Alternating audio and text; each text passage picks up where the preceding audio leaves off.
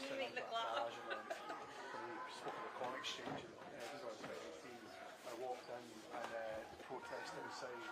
A guy looked me directly in the eyes and went, "You should be ashamed of yourself." And I was like, I just had to stop and go, and the guy, he actually apologised. Yeah. Like, most of the time they double down. I know, like, I know. You should really be ashamed of yourself. Oh yeah, I think that was 6 years ago. The correct answer is you've been speaking to my mum again. That was 6 years ago. I don't think he would apologise now.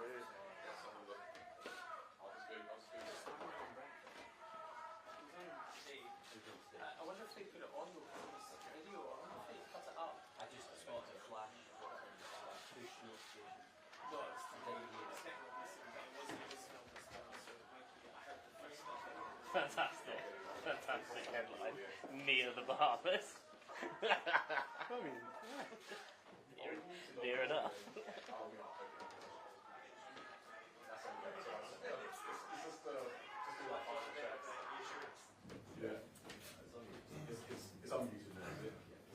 it's clearly something within the Scottish Tories. It's still not strong enough to be against them. People in the party are just going, "Oh well, he's yes, but he's mad, it doesn't matter." Yeah. Someone is still like, "No, fuck it." Yeah. Okay, testing 1 2 2 1. Testing audio test 1 2 3 4 5. 1 2 3 4 5. Testing 1 2 3 4 5. Audio test. Yeah. Looking for a thumbs up. Yeah. 2 1 1 2. Yeah.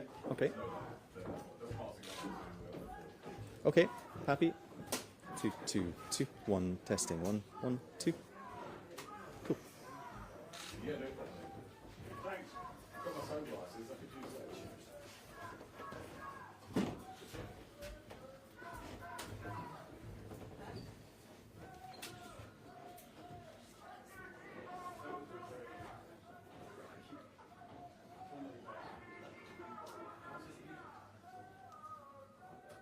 No,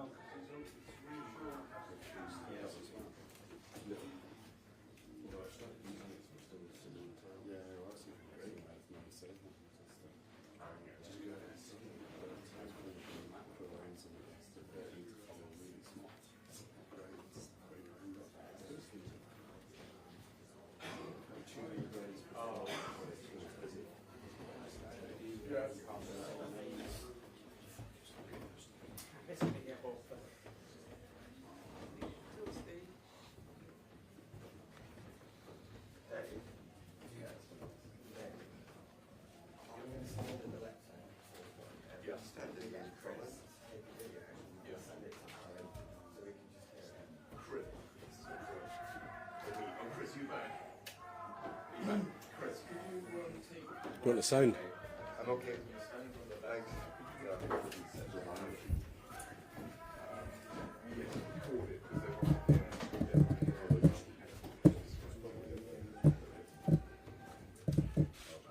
Let me know when you're ready, Dave.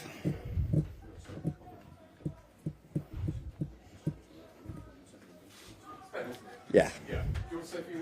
Yeah, absolutely. So, press conference is due to start soon.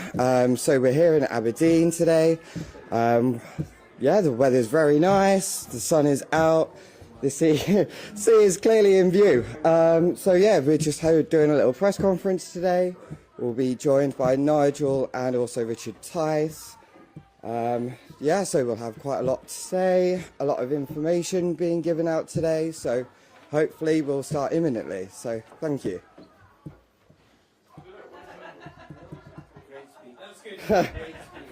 You can all go home now. I'll bring that up when there's not a lot of information.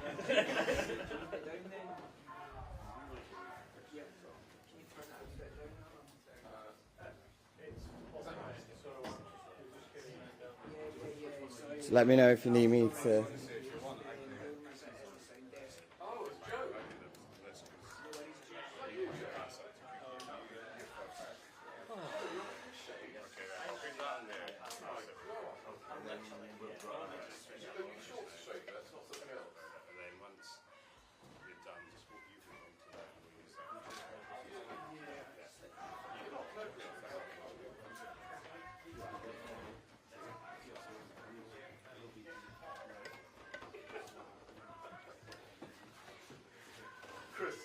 I don't know what Chris is saying, but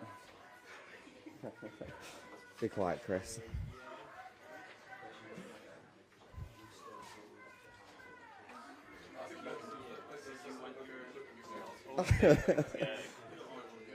I know exactly what Chris is saying. I feel like probably had it all before. Have we done it? Yeah, Is it? I might get the ball out in the rugby. I'm not enjoying this, Chris.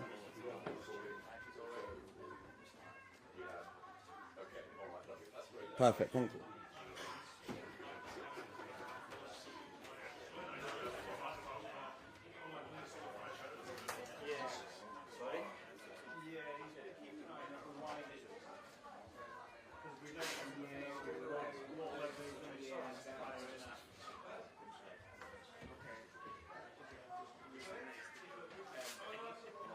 Bill, okay, Bill, sorry.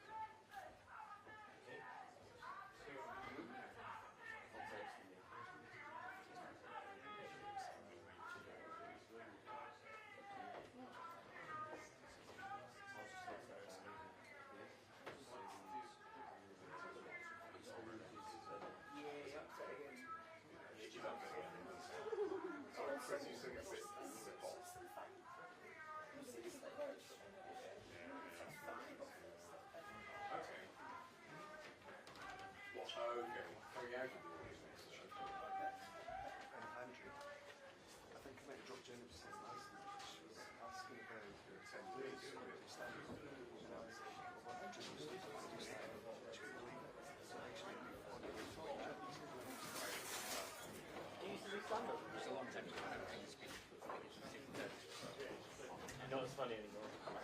Well, she found it very funny. She couldn't wait. I can't wait to see her next. Did you do a French run? Did you? How was it? I went to see her. It was good. Oh, really? It looks brutal. Were you standing out on the street, like handing out flyers and stuff like that? Yeah, but well, good on you for giving it a go, isn't it?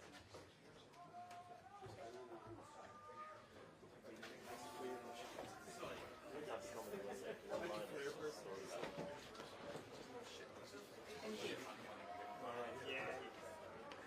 Well, Richard did that, didn't he? Now look at him. The most influential man in British TV. Yeah. Apart from the fact that they're now being sued, Yeah. That's not the break of losing huge sums of money. Yeah. Well, no, Gad's in the break as well. I think, wasn't it how Netflix marketed it? This is a true story. Yeah. I love how that woman involved as well 25 years ago was causing a similar havoc in Glasgow Labour constituency politics. You can Google it, it's an old Herald article online.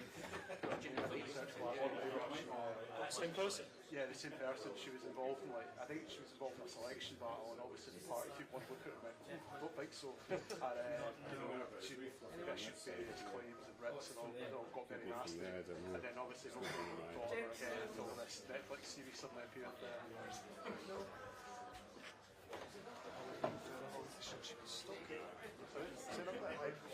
Yeah, it got, I forgot about that.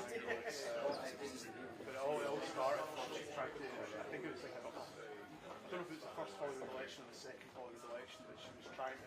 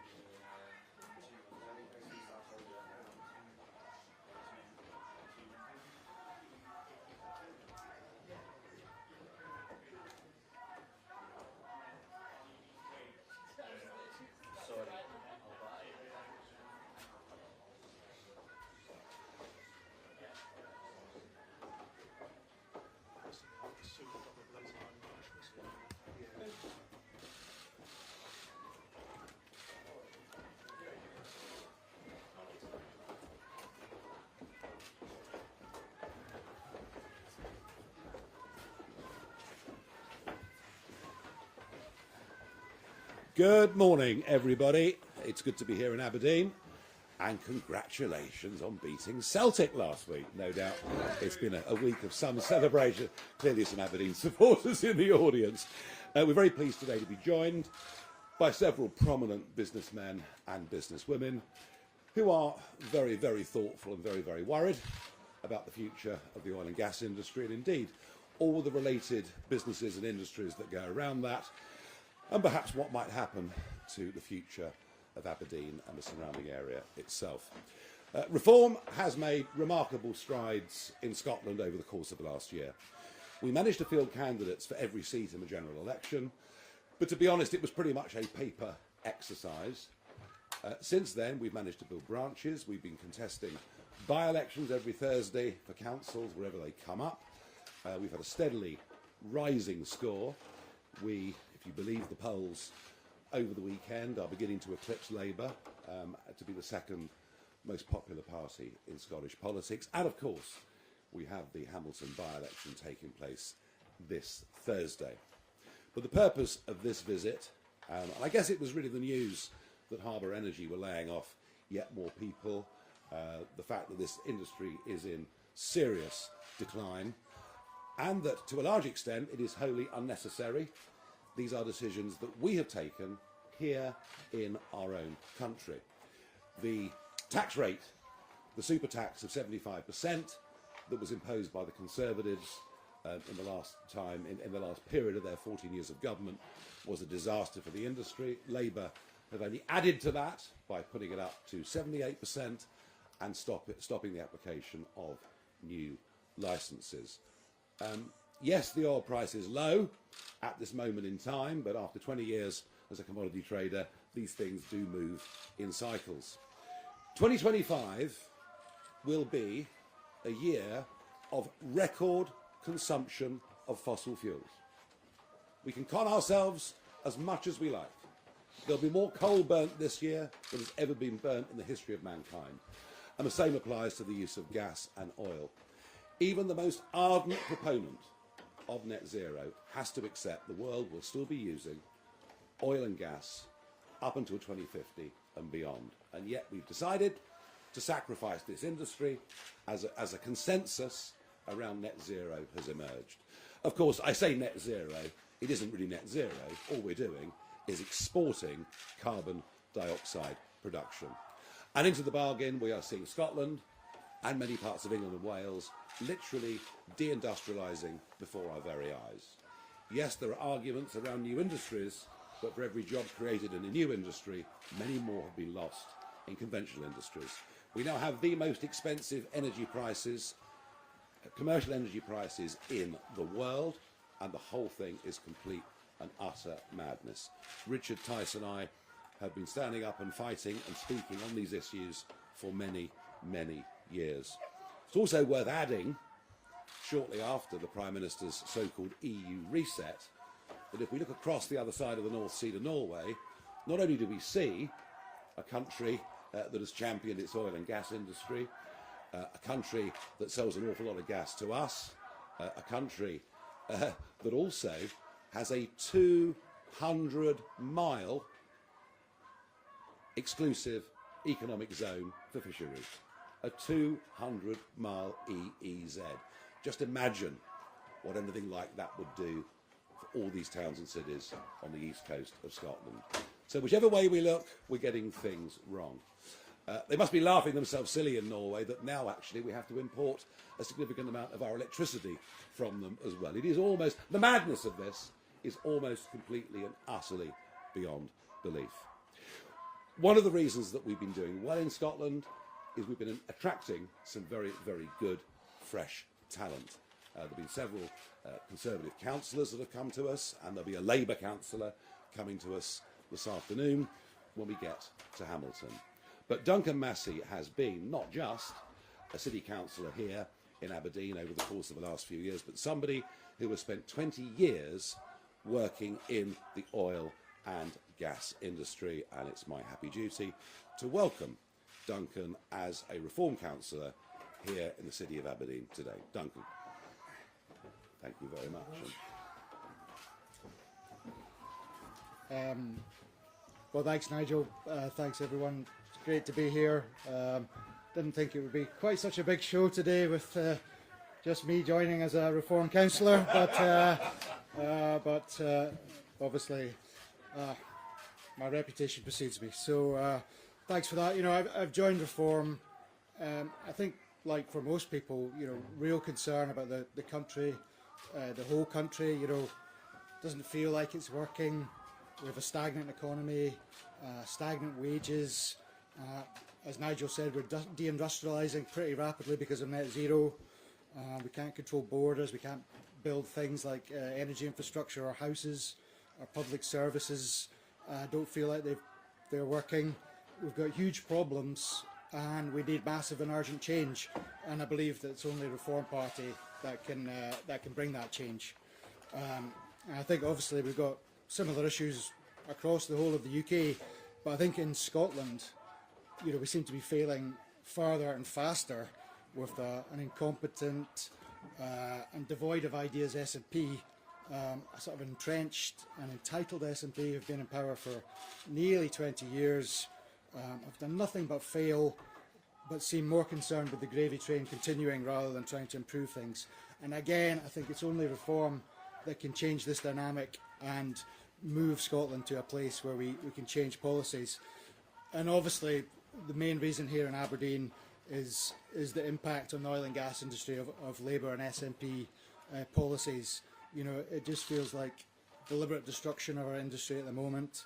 78% tax, no new licences, large projects caught up in a regulatory limbo, and all at the same time all Labour and SNP have is gaslighting us with fairy tales about the so-called just transition. You know, as Nigel said, we've got low oil prices now. You know, it feels like it's going to be a bit of a perfect storm. We've seen some redundancies at Harbour. I think it might be a very painful time for the city. And frankly, I don't think most Aberdonians have yet woken up to just how badly we're being treated. And again, I think it's only Reform, by supporting Reform, that we're going to get the changes to our energy policies that we need. So that's my reasons for being here. Delighted to be here and look forward to increasing the Reform vote in Aberdeen.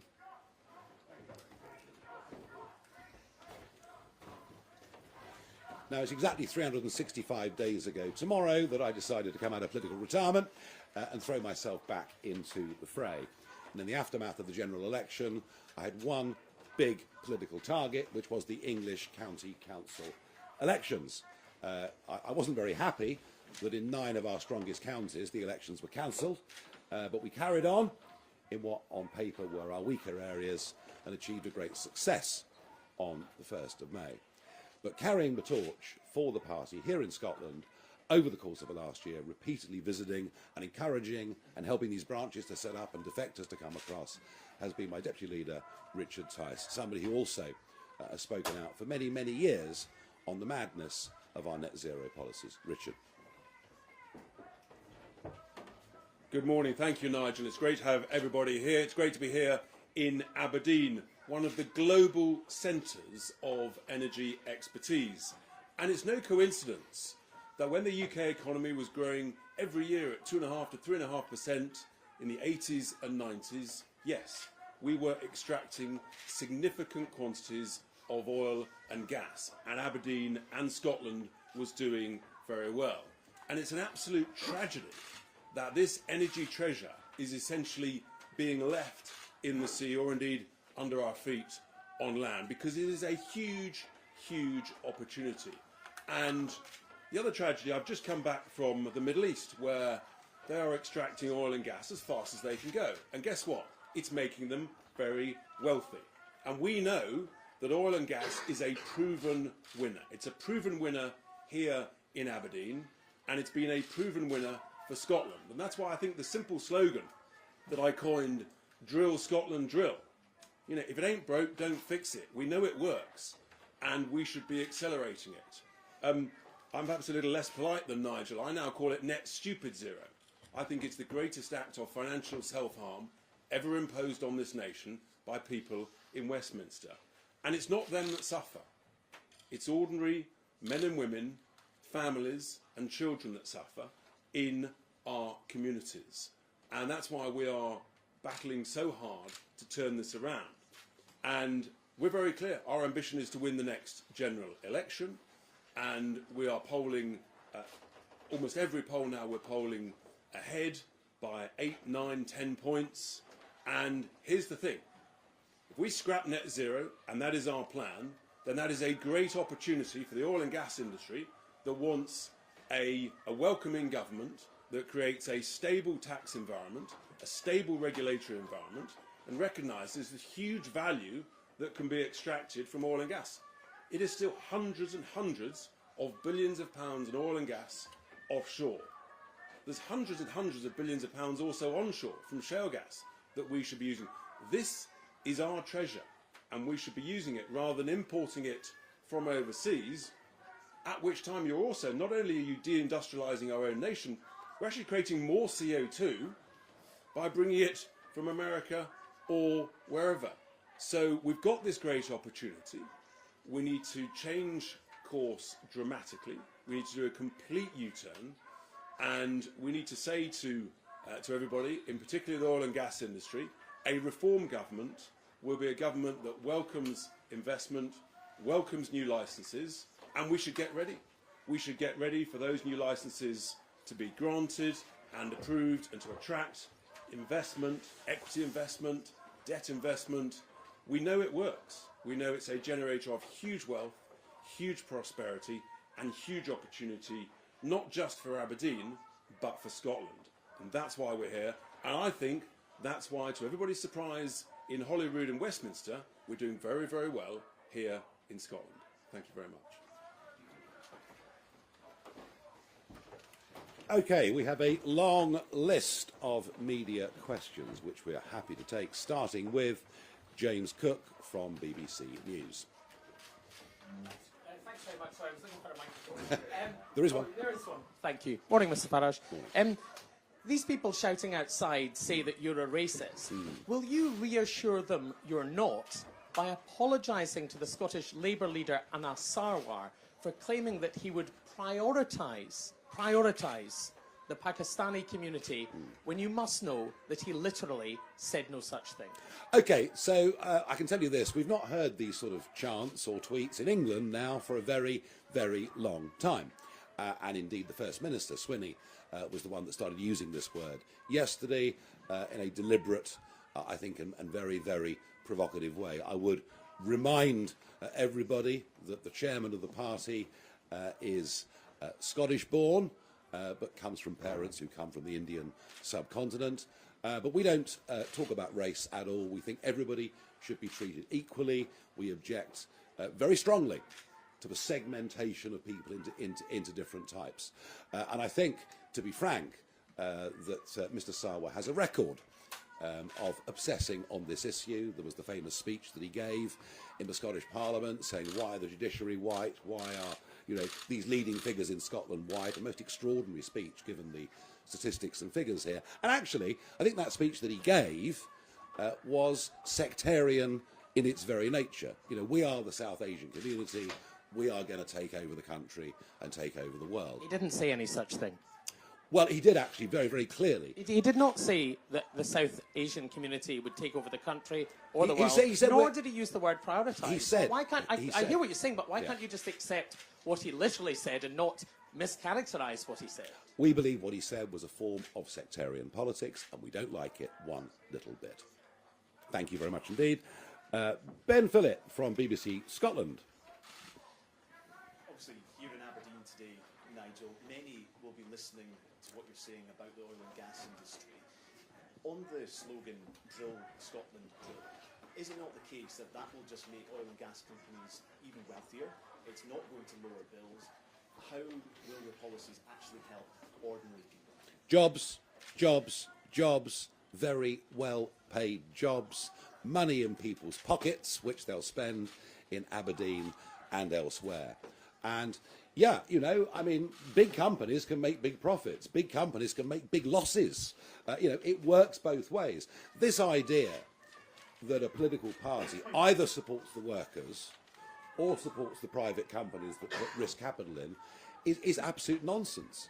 The two can't coexist without each other. And what is for certain in Scotland and across the wider United Kingdom is the public sector gets bigger and bigger and bigger, and our overall national finances means that we're getting poorer and poorer and poorer. And just look at GDP per capita over the course of the last few years. I know, but most of the oil and gas that is extracted from the sea just outside is exported. You know, so something will need to change the wholesale prices to actually bring bills down for people. That's a very interesting point. Oil tends to trade on a global market at a global price priced in dollars. The gas market is completely and utterly different, and Richard knows a bit more about what happened in America with gas prices. Yeah, so funny, isn't it? We're told that gas is an international price, so why is the American price of gas about a third of the UK price? Why are therefore their electricity bills about a third to a quarter of our bills? I completely refute your suggestion that being reliant on oil and gas will not bring down bills. We know it will because it did. And there is a direct link between the increase in renewable generating capacity over the last 10 to 15 years and the dramatic increase in electricity prices way above inflation. That is the simple reality, and cheap energy drives everything. It drives investment, it drives businesses, it drives prosperity, and there is a direct link between our high electricity prices and there's just and the renewable generating capacity. And here's the other thing that people won't tell you. The vast majority now, about 2/3 of our electricity price is now policy costs, levies, subsidies, transmission costs, constraint payments, and all of that. The actual wholesale cost is down at somewhere between 30 and 35%. So I'm afraid people are being completely misinformed about the truth. Yeah, and a political class that have all agreed on everything for year after year after year, and that is why the injection of reform is going to change the whole nature of the debate around economic issues in Scotland. At least I believe that it will and that it should. Christopher McCall, Daily Record. Hi, Nigel. Back in 2015, during the general election campaign, you said that taxpayers in England were, quote, cheesed off with the amount of public money that goes to Scotland. Can I ask, is that still your view? And if you won power, would you look to scrap the Barnett formula? Well, the Barnett formula, it seems to me, is really somewhat out of date. What I'd like to see is a Scottish government that's able to raise a bit more of its own revenue and a Scottish economy that has actually got genuine growth. And I don't believe that can happen without this sector booming. All right? And I think, you know, the Barnett formula goes back to the 1970s. Is there an argument it should be looked at again? Of course there is. But, I mean, frankly, if you look at welfare dependency, if you look at educational standards, the idea that sort of 50 billion this year, which is roughly what the figure is going to be, going to Scotland, it isn't going to reduce in the short term until Scotland actually starts to have an economy that is thriving. And right now it's going in completely the wrong direction. Can I just ask quickly as well, do Yeah. you support the concept of devolution as the Scottish Parliament? Oh yes, devolution's here to stay, and in fact devolution now is being extended into England, you know, right down to a county basis where we're going to have elected county mayors. No. Devolution is here to stay. Sadly, over the course of the last 20 years or so, devolution doesn't appear to have worked very well. You know, I mentioned education. I could talk about 800,000 plus on the NHS waiting list. It hasn't worked out very well. Doesn't mean devolution's wrong. It means the people running it haven't got it right. Tony Diver, Daily Telegraph. Right. Microphone. Thank you very much. You said yourself that reform has not been around in Scotland for very long. You said at the last election you ran paper candidates competing in this election. How long is it going to take you to build trust in Scottish people? How long do you think that by this time next year, when Scotland goes to the polls in the Scottish Parliament election, you could win a majority of the Scottish Parliament or even become the second largest party? Well, I think that if you look at County Durham, where we wiped away the Labour Party on May the 1st, if you look at Staffordshire and Kent, where we erased the Conservative Party, you see we were able in England, with lots of focus and effort, to build a fairly professional, in fact, actually, I'm going to be honest, very professional campaigning team with a good list of vetted candidates. In Scotland, I mean, to be frank, Scotland has not had much resource, but some very energetic, good local organisers, some great new people of talent and real-world experience joining us. I don't see any reason why we can't do exactly the same thing here. You know, I mean, I accept the SNP have a very, very solid baseline vote. I think the Conservative Party in Scotland will wither away. It frankly serves no purpose. And I think the conditions for the Labour vote in many parts of Scotland are not dissimilar to what we saw in County Durham. So, yeah, I'm very optimistic we can make a big run at the Scottish Parliament next year. We've got a lot more to do. You know, you could say right now the party in Scotland is a movement. It's a teenager, hasn't quite yet reached maturity. Maybe the result on Thursday will be the thing that actually gets us to full adulthood. Thank you very much indeed. Simeon Kerr, Financial Times. Sorry, not here. Okay. Ashley Maguire, GB News. Good morning, all three of you. I'm just curious to know what your take is on the role reversal between what was shy reform and then brash, confident nationalists here in Scotland. Now it's very much the other way around. We're seeing people coming out not afraid to voice their support of reform, while the nationalist conversation, especially that around independence, is filtered away a little bit. Just wondered what your take on that and whether that was going to be enough to take you through next year's Holyrood election. Yeah, I think it's a very interesting point you raise. You know, before a sort of general election last year, you probably wouldn't tell the neighbours you're going to vote reform in case they thought ill of you. If you said, I'm voting reform, it's all like coming out. It was a really big thing for you to do and something that might cause you, you know, a little bit of friction.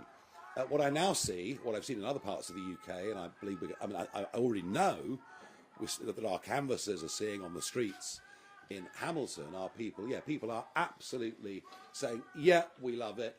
Why are they so vociferous in their support for reform? Because they believe that everything's broken. It was really what you talked about earlier, that things don't actually work anymore. And they see us as the bright new hope that can come in, and because we have the courage of our convictions, we can turn things around. So there is actually a great sense of optimism around our supporters. Many of the media will say it's just a protest vote. It really isn't a protest vote. These voters that are voting reform are not just sticking two fingers up, they are actually saying positively, affirmatively, you can turn things around.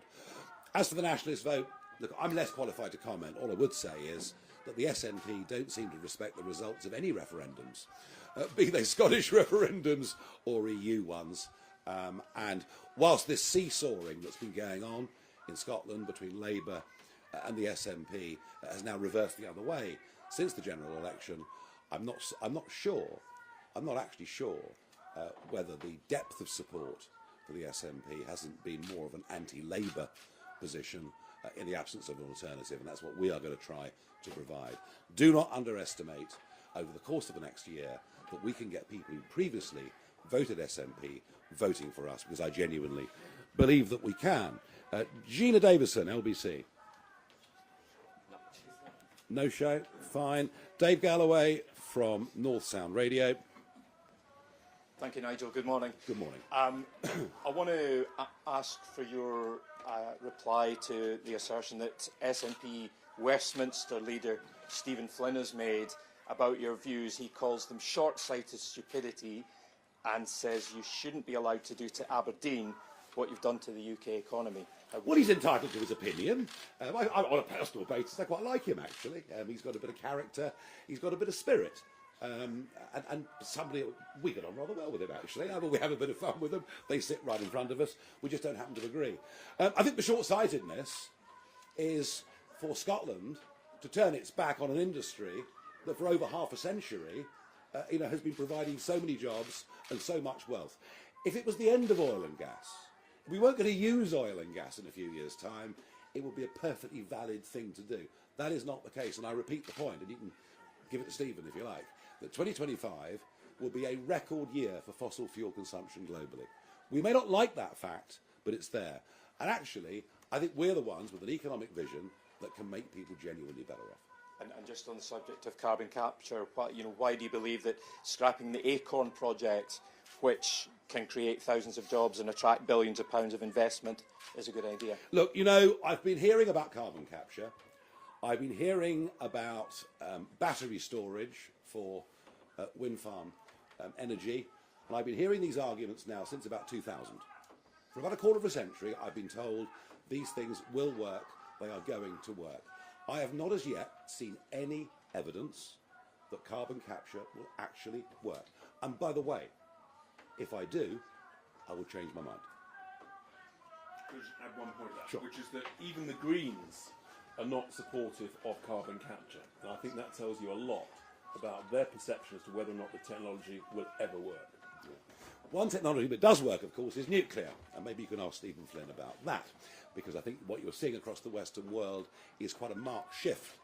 It started in America, we're seeing it in Europe now as well, quite a marked shift of public attitudes towards nuclear energy, given that it gives continuous baseload power 24/7, 365 days a year, and we certainly think that the development of the small modular nuclear reactor, I mean every submarine's got one, we haven't quite got there yet with it, but I think that probably long term, in terms of reliable energy, is going to be our salvation, because I don't want Scotland or the United Kingdom to go through what Spain has just been through. Spain, who of course have boasted about having the highest level of renewables of any country in the world. Thank you very much indeed.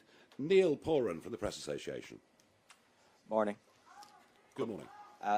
Both Anas Sarwar and John Swinney have said they would debate you. Would you be willing to debate them? And if not yourself, when do you think you would have a Scottish leader for reform who could maybe do that? Would I debate them? Will you hold my jacket? I'll be delighted to. Of course I'll be delighted to. When are we going to have a Scottish leader? I think I can refer you back to the answer that I gave the Telegraph, that we are a mid-teenage year political movement that is evolving in Scotland into a fully fledged political party, the way that it has south of the border, because of our emphasis on it with the run-up to May the 1st. All in good time is the answer to your question. And by the way, you know, I do want Reform Scotland to be as autonomous as it possibly can be, and that is absolutely our intention. All right.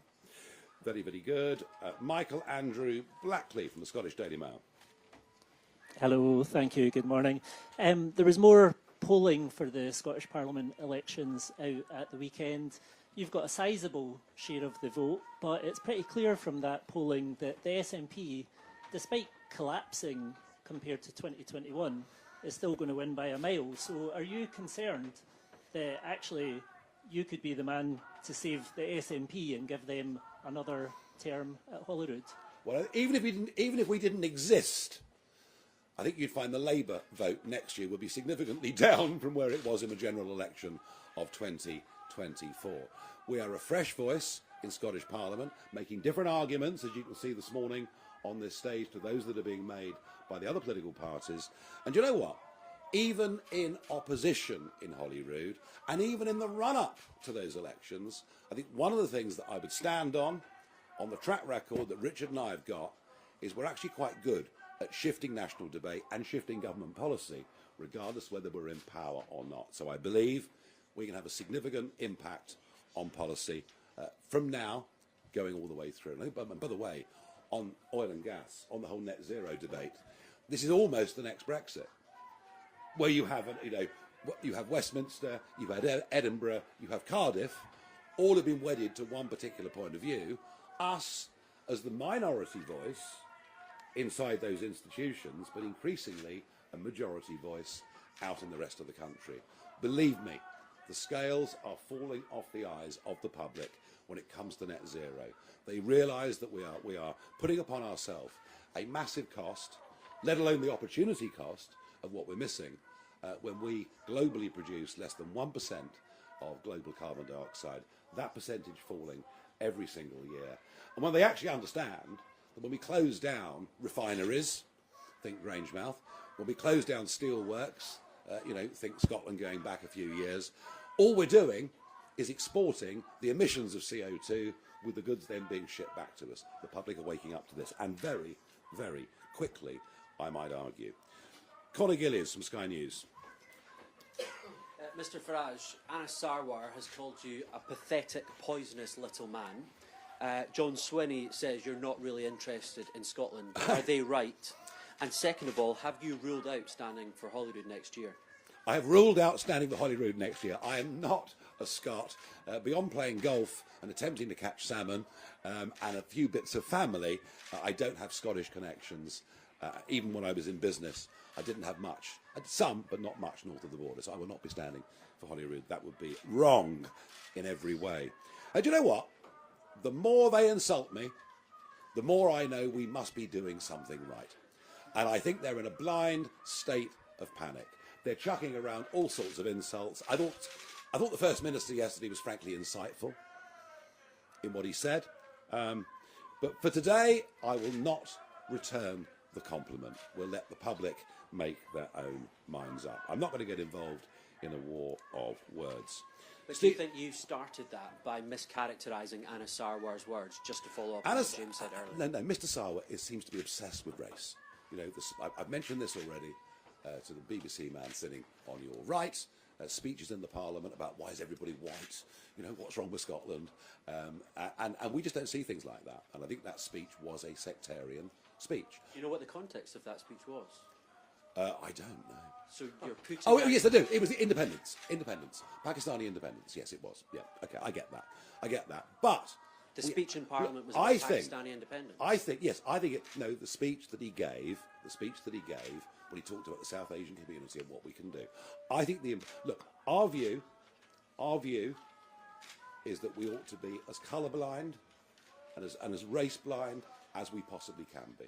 You know, people have their own private practices and religions. With respect, though, you're the party that are putting out videos about race. Well, we didn't start it. No, you asked me, did I start it? No, he did. Of that, I have no doubt at all. Stephen Brown, STV News. Morning. You've come here spoken an awful lot about oil and gas, very little about renewables. What is your investment plan for renewables? Indeed, for the 50,000 people in Scotland who are now directly and indirectly employed in renewables, some of them will be concerned about your rhetoric around net zero and what that might mean for their future jobs. Well, I mean, I don't mind renewables. If renewables work and can stand on their own 2 feet, that's fantastic. But at the moment it can't, it never has done, and it's directly contributed to energy bills being, as I've said already, the most expensive industrial energy in the world, which is disastrous throughout all levels of industry. So if renewables can stand on their own 2 feet, good, but let's not con ourselves. You know, these wind turbines aren't being made here, these solar panels aren't being made here. I think there are some very serious questions. Going ahead, as I've answered already to local radio, you know, if we can make these renewable energies work, if we can make, battery storage, if this stuff can work, fine, and investment will continue to go into those areas. But to make ourselves too reliant on intermittent energy would be a massive, massive strategic mistake. And you've spoken about the idea of oil and gas licences in the future, potentially requiring an equity stake within that from government. Yeah. How much taxpayer money are you willing to throw at oil and gas licences in the future, which by their very nature, as the oil and gas declines in the North Sea, will become far riskier? Yeah, there is risk to it. There is this, but the rewards are absolutely enormous. Just look at the way Norway's approached its whole industry. They had stakes in these right from the very start. They've had a sovereign wealth fund. We just need to look across the North Sea to see some very good examples of how things can be done. Thank you very much. Alistair Clark of the Courier. Morning. You're referring to 2 speeches that you say Anas Sarwar made. The second of those, are you sure you're not referring to one that Hamza Yousaf made in Parliament? Secondly, for Councillor Massey, if I may, the Tories and SNP have fought between Aberdeen seats up here for a long time. What do you think's gone wrong with the Scottish Conservatives that you've decided to leave? Look, I'm not going to delve any more deeply into comments by Mr. Sarwar about me, or indeed the First Minister. I think we've said enough on that. Scottish Conservatives have stood for nothing for a very, very long time. They haven't had the courage to stand up against some of the stupidities that have been done in Scotland, but maybe our former Conservative councillor until half an hour ago can answer it better than me. Yeah, I agree with that. I mean, I think, the SNP are doubling down on their anti-oil and gas record. I think it was only the other day when the SNP said that they were, fully focused on net zero. I think, go back to Conservatives, obviously I've got respect for my Conservative colleagues, but I think they have failed to set out a vision for Scotland and for the UK, and I think Reform has done that and is doing that, and you know, we're very much in Scotland the start-up party that is pushing ahead with sensible policies for energy and for oil and gas. Thank you. Stephen Carroll from The Guardian. We take a lot of questions here, don't we? Hello, it's Stephen Carell from The Guardian. Mr Farage, can I just clarify something about Reform policy on oil and gas extraction and coal extraction? Is it Reform's policy that all oil, gas and coal should be extracted worldwide? And what is the Reform's analysis of the impact that's going to have on climate heating, which tens of thousands of scientists are absolutely clear is proof is happening now and is causing deaths worldwide? We are less than 1% of global CO2 production. That number falls every single year. I think it would make more sense to use the coal that could have been produced in Cumbria and taken across to Scunthorpe to keep the steel plant open. I think it makes more sense to produce that coal in Cumbria than it does to import it from Japan. And I think even in terms of the CO2 argument, I think that argument actually is a winner. And we have to face up to the realities that China, Indonesia, India are using more fossil fuels. Coal, take coal. You know, we're going to burn, mankind this year is going to burn 8 billion tonnes of coal. I share with you reservations about what this is doing to the atmosphere. You know, I share those reservations. But does it make sense to commit economic harry-carry in this country whilst this is happening across the rest of the world? No. Better to refine in this country, better to produce chemicals in this country, better to manufacture cement, other products, steel, other products that use an enormous amount of energy, better to produce it here under better environmental standards than produce it in India and China under much lower standards and then ship the goods back to the UK. And I'm just trying, Sir Severin, I'm just trying to be rational and logical.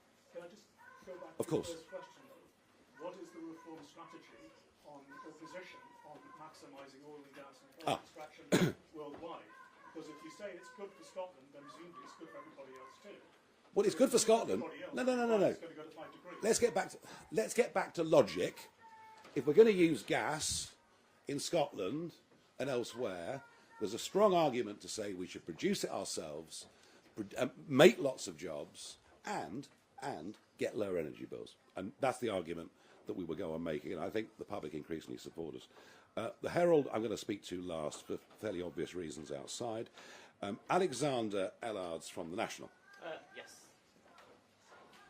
Good morning. Good morning. So last year, Labour suspended around 10% of the weapons export licences to Israel. The following day, writing for GB News, you questioned whether Israel was really still an ally of the UK. I'm just wondering if you can expand on that, just outline your foreign policy position on Israel and Palestine. I'm sorry, that's wrong. I said it the other way round. It wasn't whether Israel was an ally of the UK, it's whether the UK was an ally of Israel, and I say that after the British hostage case, where I did meet the family, I did make very, very strong representations to the British public to say, look, this Damari case, we need to wake up to this.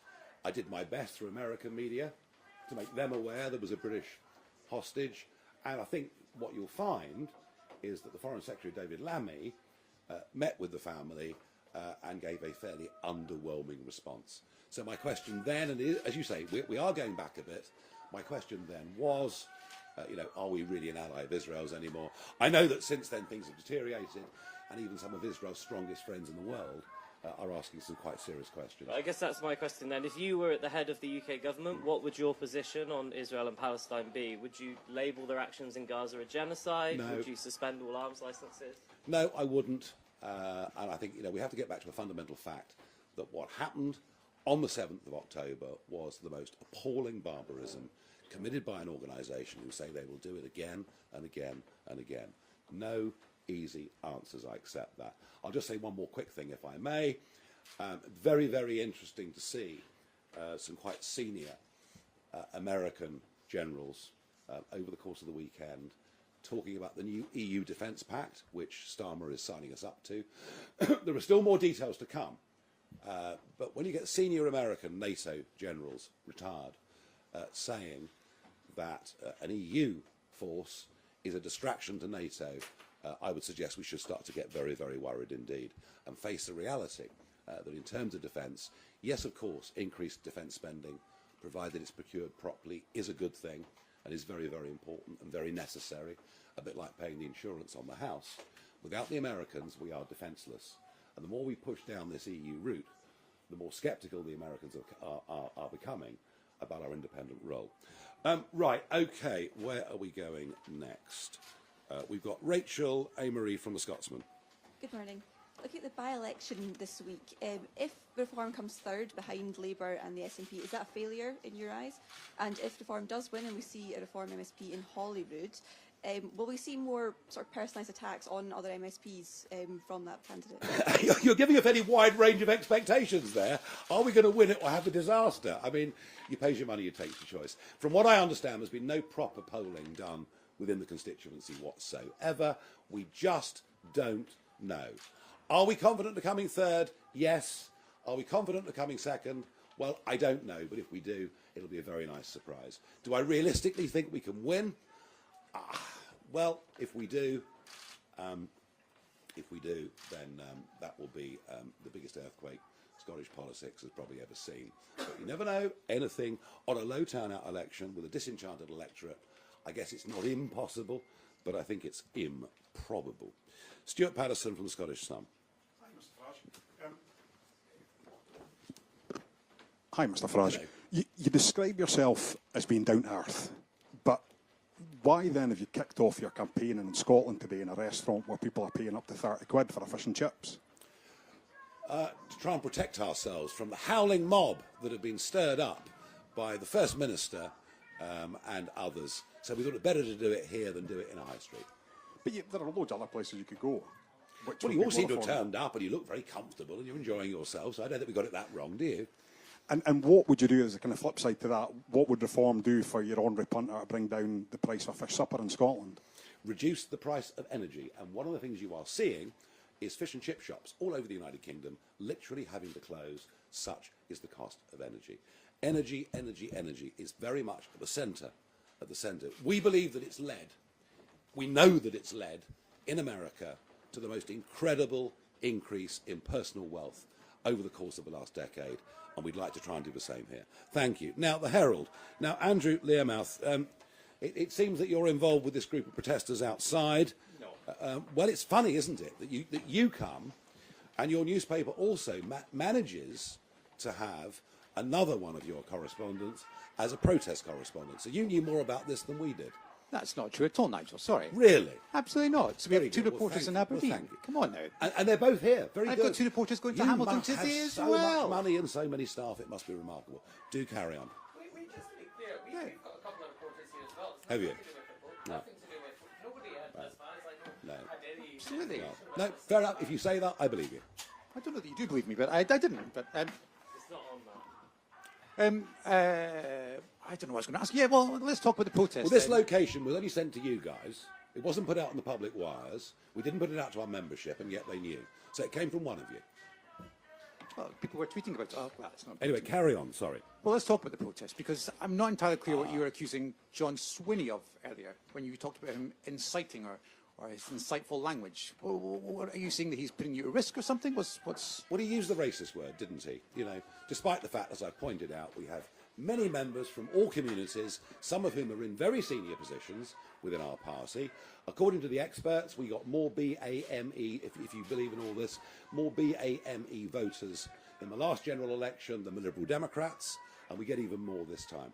We just want to live in a country where everybody is treated equally, everybody is treated on merit, regardless of race, sexual preference, or whatever else it may be. And as for outside, well, you know who they are. They're Antifa. At least half of them wearing face coverings, which I don't think should be allowed, do you? OK, thank you very much, ladies and gentlemen. Thank you.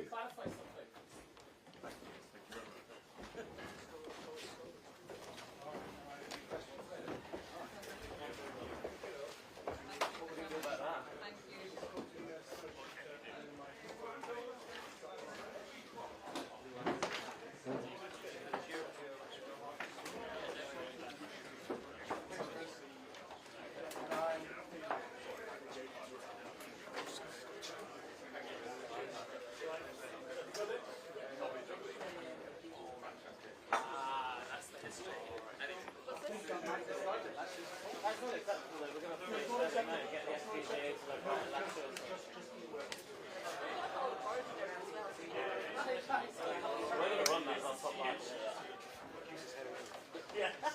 No, it starts right with Scottish media. Yeah, I think it's not a bad line. Confusing.